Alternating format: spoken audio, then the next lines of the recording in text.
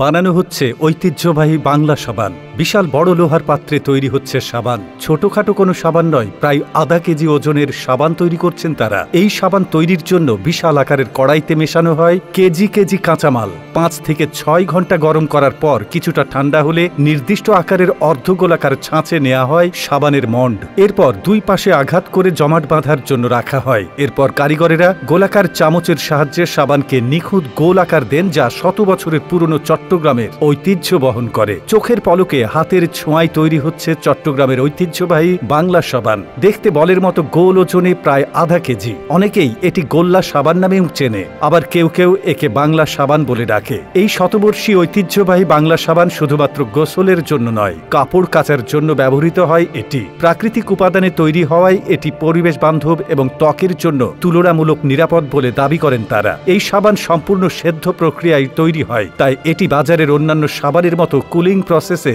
বানানো হয় না, ফলে পানিতে সহজে গলে না। সাবানে কোনো অতিরিক্ত কেমিক্যাল, সুগন্ধি বা ফেনা যুক্ত করা হয় না। একসময় সাবানের কাঁচামাল পাকিস্তান থেকে আমদানি করা হলেও বর্তমানে দেশীয় চর্বি ব্যবহার করেই তৈরি করা হচ্ছে, এমনটাই জানালেন বাংলা সাবান তৈরির কারিগরেরা। চট্টগ্রামের চাকতাই, মাদারবাড়ি সহ বিভিন্ন এলাকায় এখনও এই কাপড় কাচার সাবান তৈরি হয়। ব্রিটিশ আমল থেকে চাকতাই খাল এলাকায় এই সাবান উৎপাদিত হচ্ছে এবং এটি পাকিস্তান আমল থেকেই জনপ্রিয়। 1947 সাল থেকে চাকতাইয়ের এই কারখানাগুলো হাতে তৈরি সাবান উৎপাদন করে আসছে। সাবানের মান ধরে রাখতে এতে পাম অয়েল, সয়াবিন তেল ও তিসির তেল দেওয়া হয়। সাবান শক্ত করতে সোডিয়াম সিলিকেট এবং পরিষ্কারের জন্য সোডিয়াম হাইড্রোক্সাইড ব্যবহার করা হয়। একসময় এই কেমিক্যালগুলো সৌদি আরব, চীন, কুয়েত থেকে আমদানি করা হতো। সন্ধ্যার পর কাঁচামাল বিশাল লোহার পাত্রে দেওয়া হয় এবং চর্বিগুলো গলতে থাকে। রাতভর এই মিশ্রণ পাকানোর পর চর্বি গলে গেলে এতে প্রয়োজনীয় কেমিক্যাল ও তেল মিশিয়ে নাড়ানো হয়। গলিত সাবানের রূপ নিলে সেটিকে কয়েক ঘন্টা রেখে দেওয়া হয়।